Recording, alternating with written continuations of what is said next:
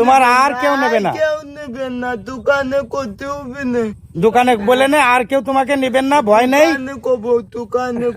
দোকানে সমস্যা নেই। এই ছেলেটাই হারাই গেছিল আর কি। বন্ধুরা, আজকে একটা মজার ঘটনা বলতেও পারেন, আবার বিষয়টা হচ্ছে কি দুঃখের ঘটনা, আবার সুখের ঘটনা। এই গত কিছুদিন আগে এই ছেলেটি রামিম নাম করে ঢাকা থেকে হারিয়ে গিয়েছিল এবং তার মা দাঁড়ে দাঁড়ে যে বিভিন্ন জায়গায় ছবি নিয়ে পোস্টার নিয়ে আর কি তার খোঁজাখুঁজি করতেছিল। তার ছেলে বাপ থাকে বিদেশে, নানার নামটা কি জানো? নানার নাম নুরুল মিয়া। নানার নাম নুরুল মিয়া। তা এই রামিম ছেলেটাকে পাওয়া গেছে। তা ডাক্তার দেখাতে যে ছেলেটা হারা গেছিলে, তুমি কোথায় ছিলে সোনা? বলো তো, ঢাকা থেকে কোথায় হারাই গেছিলে বলতে পারবা? বলো তো কোথায় হারাই গেছিলে, বলতে পারো না? ঢাকা কোন জায়গায় গেছিলে? ঢাকায় টাকা হাতে বেরোচ্ছিলাম।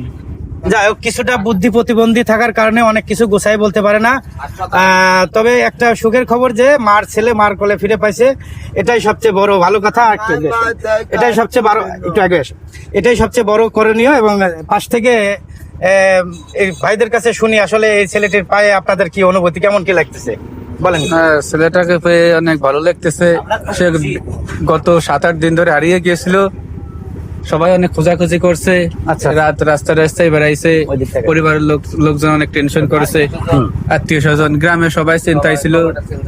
তো এখন আসার পরে সবাই অনেক খুশি হয়েছে যে মায়ের সন্তান মায়ের কোলে ফিরে এসেছে, সবাই অনেক খুশি হয়েছে। যাক, প্রতিবন্ধী ছেলে ফিরে আসাতে এলাকার ছেলে পেলেও খুশি, এলাকার সবাই খুশি, মা বাবারাও সবাই খুশি। কি আপনারা সবাই খুশি তো? অনেক খুশি না? যাই হোক, একটু দেখে শুনে রাখবেন। তা বন্ধুরা, এই ছিল মূল প্রতিবেদ্য বিষয়। আজকে এই ছেলেটা পাওয়াতে আমারও ভালো লাগতেছে।